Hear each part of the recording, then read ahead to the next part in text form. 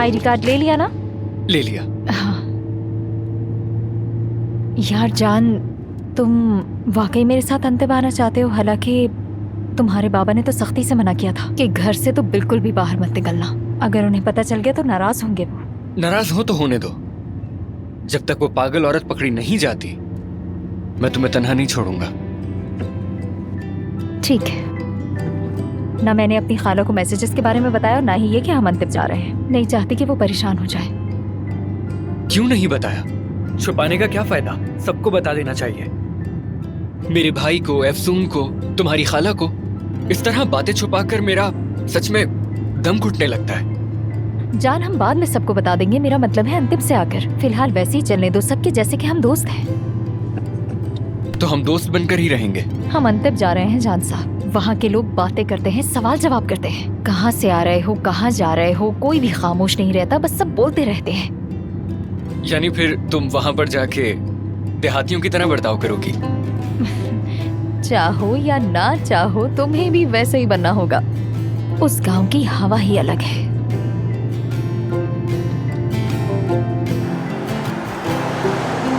भाई तुम लोग मजाक कर रहे हो ना? अरे नहीं भाई, मजाक कैसा, बिल्कुल सच है ये। हमने आराम से अपना मसला बताया और ये हो गया, मजाक थोड़ी था।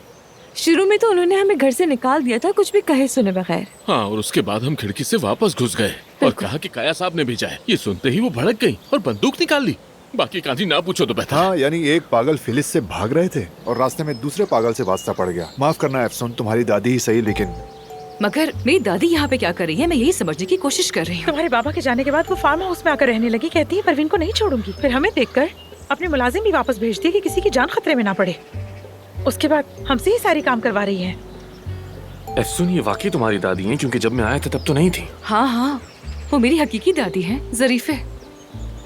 नाम से ही इतनी मुतजाज शख्सियत मैंने आज तक नहीं देखी। पहले भी काफी सख्त मिजाज थी, मगर अब तो हद ही करती है। सुबह से टमाटर कद्दूकश कर रही हूँ, मेरे हाथों की हालत तो देखो जरा खराब हो गए हैं।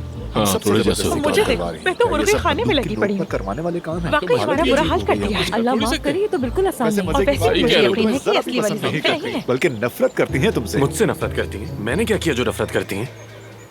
तुमने कहा था कि तुम कबाब फरोश हो, फिर पता चला कि तुम डॉक्टर हो, बस इसीलिए शायद। मगर वो झूठ मैंने नहीं, तुमने कहा। अच्छा ठीक है ना, जो भी हो, वो तुम्हें पसंद नहीं करती तो कर लेंगी, बल्कि सबको पसंद कर लेंगी। मैं ये तो बिल्कुल नहीं मान सकता कि वो इससे कभी पसंद करेंगी। क्योंकि जरीफे साहिबा इस दुनिया में सिर्फ मुझसे प्यार करती है। सच कह रही है। हाँ।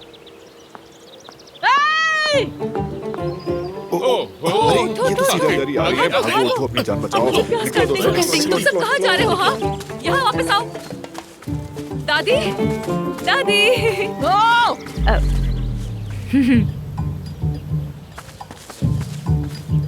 दादी,